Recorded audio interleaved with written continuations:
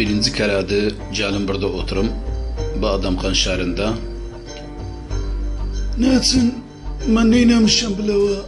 Benim ne müşkilem var senudan ha? Söyle bakım. Kardeşler, böyle olmaz. Siz bir kuş izarına vuruşsuz. Ayıpta acı blavuzsun. Bir ucu olupsuz, adamsız. Sonra kuş nerede? Kuş nerede kuş? Çok pazarda 10 dinaradı, 10 bin, 20 bin liradı, 30 bin liradı, 40 bin liradı. Ayıptı. Böyle bir şey etmeyin. Gözünüzü sevin. Onun için diyorum, benim rayımla yani, eğer burada barış sağız yani, siz bir mahalle haksız, tazil haksız olmaz böyle.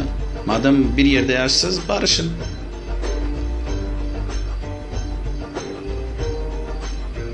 Benim bu adamla barışmak için 3 şartım var.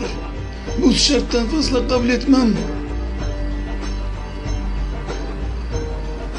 Benim hiçbir şartım yoktu. Ben bu adamla hiç barışmak istemem.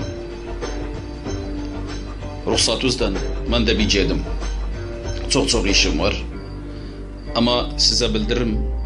Her kere bu adamı tazilde görsem, inan Allah'a başını keserim. Hiçbir vakitte tereddüt etmem. İhtiramın tutsun, yerinde dursun.